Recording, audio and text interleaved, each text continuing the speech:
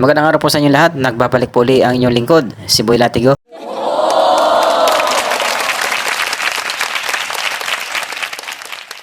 At ngayon po ay kilalanin natin ang mga pro-Duterte vloggers at pro-Marcos vloggers.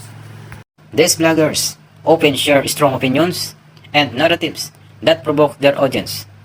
This can lead to misunderstanding and a divide among Filipinos. At ngayon po ay pakinggan na natin ang boses ng isang anti-Duterte vlogger. Siya, si Nino Barsaga. Sa isang tanga, isang bobo na kagaya mo na hindi nakakaramdam, talagang hindi ka na dapat manatili pa. So narinig nyo ang sinabi niya? Tanga at bobo at hindi raw nakakaramdam ang ating Vice Presidente. Kaya hindi na dapat siya manatili pa sa pwesto. Sinasabihan niyang tanga ang ating Vice Presidente. Ang ating Vice Presidente ay nakapagtapos ng law. Naging mayor, naging vice mayor at naging Vice Presidente. Tapos siya, isang pipitsugin. Ano ba ang natapos niya? Bakit sasabihan niya ang ating Vice Presidente ng ganun-ganun na lamang? So dapat po, wag po nating i-promote ang ganitong uri ng mga tao. Wag po nating i-promote ang ganitong uri ng mga vlogger. Wala hong magandang behavior na ipinapakita. Siya po ay nakapokus lamang. Tandaan po natin, ang anti-Marcos at anti-Duterte, nakapokus lamang sila sa failure, controversy, at ini-ignore nila ang mga positive development. Okay, next, panoorin natin ang isa pang anti-Duterte vlogger.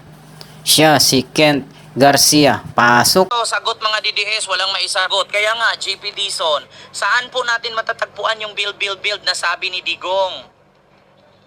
Saan po? Diba? Pakisagot nyo po para mahanap po natin kung saan yung build. Buha ka ng ina nyo mga DDS, pinanganak kayo ng magulang nyo, tas wala kayong utak. Kung ako sa inyo, pinaglalaso na kayo eh.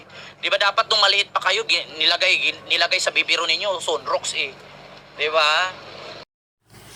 So okay guys, ang gusto niyang gawin, gusto niyang dipensahan, gusto niyang palabasin, gusto niyang i-ignore na walang positive development ang mga Duterte. Okay? Walang build project na nangyari sa panahon ni Duterte.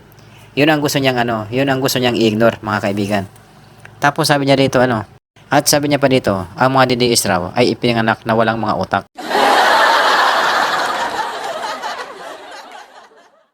At dapat daw ay pinaglalaso na. Nung maliit pa lang sila, ang nilagay doon sa biberon, imbis na gatas, ay sunrocks.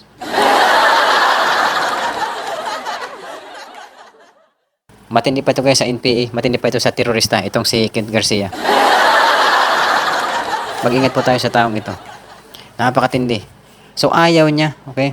So ayaw niya kay Duterte dahil mamamatay tao. Pero mas matindi pa pala siya. Kasi ang pinapatay ni Duterte ay masasamang elemento, mga kriminal at mga adik. Ito, baby pa lang balak niya ng patayin. Ang ilagay daw sa biberon, imbis na gatas, ay sunrocks. Okay, isipin mo ang baby, isa pa yung anghel. Pero para sa kanya, dapat daw pinagpapatay na habang bata pa, habang maliit pa. Matindi guys, matindi ang tama nito sa utak. O, di ba? Galit na galit siya sa mga Duterte dahil maraming pinatay noong war on drugs. Pero siya, ang pinatay ho ng mga Duterte ay mga kriminal, mga adik, mga latak ng lipunan. Pero ito, wala pang kamuwang-muwang sa mundo, hindi pa nakatikim ng droga. Okay, hindi pa nakatikim ng kaligayahan. Okay? Pero gusto niya nang lasunin habang bata pa, habang maliliit pa. Sa mga nanonood ho at mga naka-engage pa, okay? At mga naka-subscribe pa sa vlogger na ito, wala pong magandang itatanim sa isipan nyo ito. Puro galit, puot, failure, controversy, at mga negativity. Kaya po para masok po ang ganitong mga vlogger, magtulungan po tayo. Sabay-sabay po natin i-unsubscribe ang ganitong klaseng mga vlogger.